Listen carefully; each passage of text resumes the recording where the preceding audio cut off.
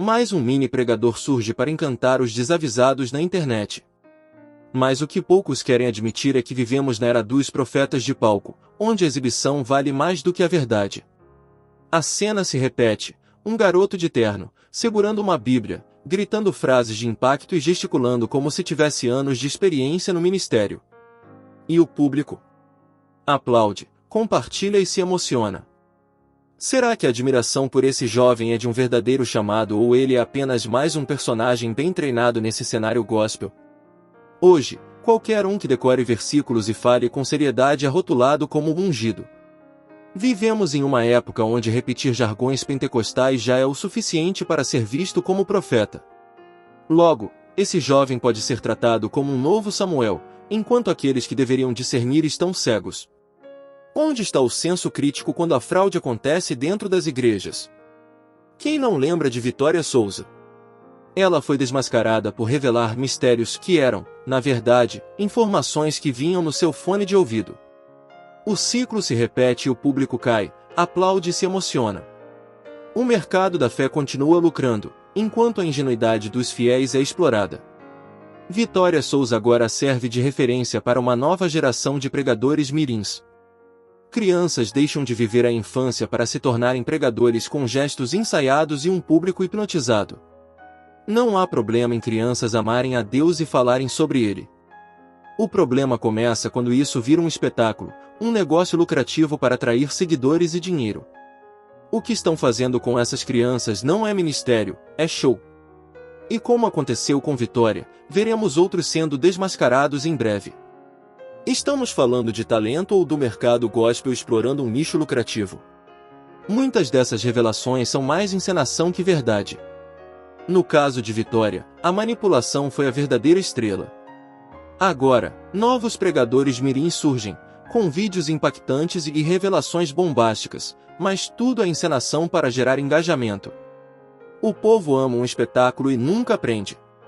Então, assista até o final, porque o que vou mostrar pode abrir seus olhos. Eu já fui muito barrado, porque as pessoas veem um menino, 14 anos, de terninho, gravata, chegando na porta da igreja, aí alguém olha e fala assim, vai sair o quê dali? Porque hoje a gente tá vivendo um mundo de aparência. Como uma vez eu fui pregar, eu cheguei à igreja lotada, uma igreja muito grande, um templo muito grande. Assim que eu cheguei, a moça que estava na porta me cumprimentou, cumprimentei ela. Ela pegou e falou assim, você é o pregador da noite? Eu falei, sou eu mesmo. Ela me olhou de cima a baixo, de baixo a cima e falou assim, você é o pregador? Eu mesmo. Aí ela pegou, olhou pra mim e falou assim, rapaz, só se você for de suporte de água pro pregador, porque você não é o pregador. Quando eu cheguei lá na frente, não me conduziram ao altar, não deixaram subir. Sentei, sem problema nenhum, lá na frente. E o pastor falou no microfone, falou assim, irmãos, hoje a gente não vai ter um pregador, mas vai dar pra tampar o buraco. Eu subi no altar quebrado, destruído, mas eu ouvi a voz de Deus. E Deus gritou na minha alma. Desde a sua infância eu já lidei como profeta das nações. Passagem de Jeremias. E foi isso que eu preguei. Eu preguei acho que 15 minutos, porque eu não consegui terminar de pregar. Porque desceu uma glória tão grande. E naquele dia, um homem que estava há 2 anos sem andar, quebrou 4 ossos da perna, ele soltou as muletas pros 2 lados do corredor da igreja e saiu correndo. Aquilo Deus tomou a galeria, Deus tomou a nave da igreja. Se eu não tô enganado, foi 36 pessoas batizadas com o Espírito Santo. E eu pregando. Deu 15 minutos, eu dei o microfone pra mão, pastor, a igreja pegando fogo. O pastor pegou e falou assim, não, continua. Pegou e falou assim, não, pastor, é pra tampar o buraco. Um novo fenômeno do gospel está surgindo, e o mais impressionante é que ele já vem pronto para ser comercializado. O garoto não apenas prega, mas se apresenta como um adulto, com entonação ensaiada e maneirismos copiados, como se tivesse sido fabricado em uma linha de montagem de pregadores. Ouça seu discurso, Deus gritou na minha alma, eu subi ao altar destruído. Palavras fortes, mas vêm de uma experiência real ou são apenas ecos do que ouviu? No caso de crianças ou adolescentes, surge outra questão, quem está por trás dessa carreira precoce? Pais, mentores?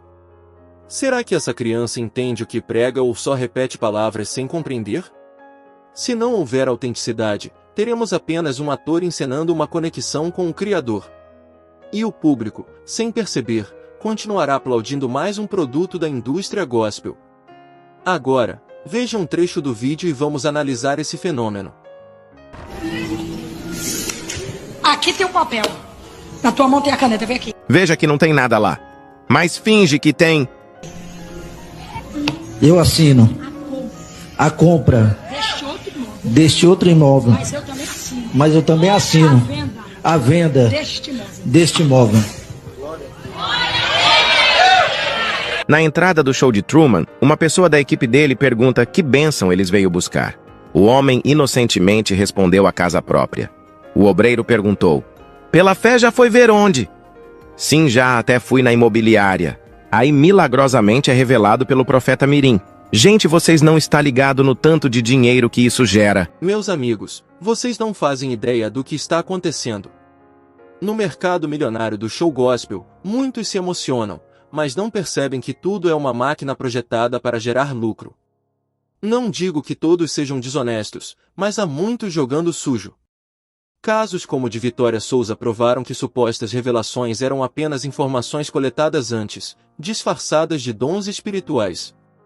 Agora, novos ungidos mirins seguem o mesmo roteiro, como parte de uma produção planejada. E essa fórmula continua lucrativa: ingressos, ofertas, doações, tudo baseado em emocionalismo. Mas antes de tirar conclusões, assista ao trecho do vídeo onde um rapaz revela esse esquema fraudulento. Veja! Então, quando eu cheguei no local que ela iria cumprir a agenda, na igreja que ela iria pregar, a igreja estava assim de pessoa lotada mesmo, gente. Não tinha nem espaço lá dentro do templo. E olha que a igreja, o templo era muito grande, era um salão enorme. Então eu decidi ficar ali na porta para assistir o decorrer do culto e a pregação dela. Quando de repente o pai dela chega até mim e pergunta o meu nome. Eu falei para ele que eu me chamava Vitor e ele estava em sua mão um monte de blusas personalizadas e uma mesa personalizada também do lado da porta da igreja onde eu estava. E ele perguntou para mim se eu poderia olhar para ele por alguns segundos. Então passou alguns minutos, ele veio novamente, falou obrigado para mim por eu ter olhado a mesa para ele. E uma coisa interessante que eu notei, a Vitória Souza estava com vários equipamentos, inclusive alguns fones no ouvido. Quando de repente ela começou a louvar e ela chegou até mim. Ela perguntou com quem que eu tinha vindo. Eu falei que eu vim com a minha irmã. Então ela chamou a minha irmã e eu lá na frente, lá no altar. E ela começou ali revelar. E assim o espetáculo gospel continua.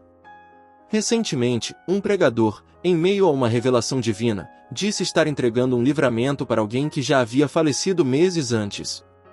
Imagine o constrangimento, música ao fundo, crentes empolgados, e então, um erro desses. Mas tem mais. Essas revelações muitas vezes vêm de pesquisas feitas antes do culto. São profecias pré-programadas, e dessa vez o pregador não verificou se a pessoa ainda estava viva. Curiosamente, quem está desmascarando isso não é a igreja, mas o MBL.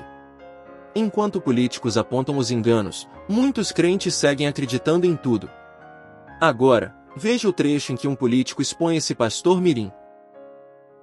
Falando que o brasileiro é enganado neste nível que eu vou mostrar aqui. Neste nível. Dá o play e tá sem volume. Porque eu tenho um chamado muito grande na tua vida e tu é do altar. Remite, ó praça. O livramento que eu dei foi uma prova que eu sou contigo e que eu sou na tua casa. Eu já fechei a cova pra você 5 vezes. Pai. E a última vez que eu fechei era pra você ter morrido. Ai, ai, ai. Ou você não tá lembrando que eu dei livramento pra aquela menina? Porque não era para ela ter nascido. Porque o parto foi muito complicado. Ah, pelo amor de Deus, me chama de mentiroso. Me chama de mentiroso. Abre a boca que eu sou profeta. Abre a boca que eu sou profeta. Não era para ela ter nascido. Porque o ventre era muito pequeno. Remite, Shofá, Sarábia. E era o desejo do teu coração. Eu coloquei essa menina nos teus braços. Louva meu nome, engrandece meu nome. E abraça ela, porque eu sou Deus que faço hoje. Aí eles se abraçam, né? Abre a boca pra dar glória. Tem um número de likes aí do post ou você baixou? Bom, este post, tá? Ele está com mais de 500 mil curtidas e milhões de visualizações. O post desse menino com cara de... Ele já tem cara de pilantra, tão cedo, coitado. Porque ele imita um pastor enganador e ele é um garoto treinado para enganar. E ele fica ali, né? Sarábia, e ele...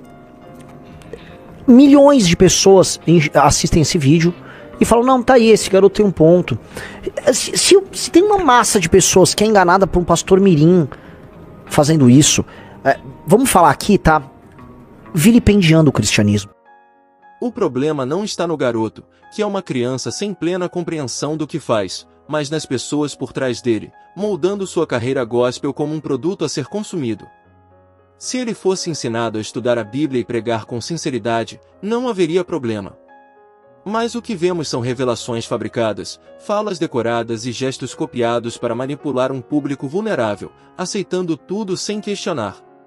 Isso não é um caso isolado, mas uma realidade no meio evangélico. As pessoas aceitam qualquer pregador ou profeta nas mídias, sem questionar. Quem ousa questionar é tratado como perseguidor, enquanto os ungidos se tornam intocáveis. As pessoas trocam a verdade da Bíblia por um evangelho superficial, cheio de apelos emocionais e promessas vazias.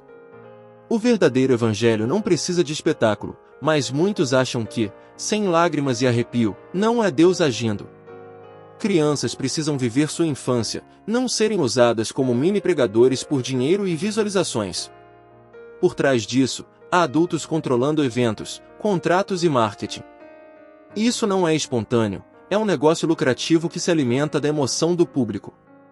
Se você chegou até aqui, se inscreva, curta, compartilhe e registre sua opinião nos comentários. Sua participação é muito importante para continuarmos trazendo assuntos interessantes como este. Obrigado por assistir, que Deus te abençoe, e nos vemos no próximo vídeo.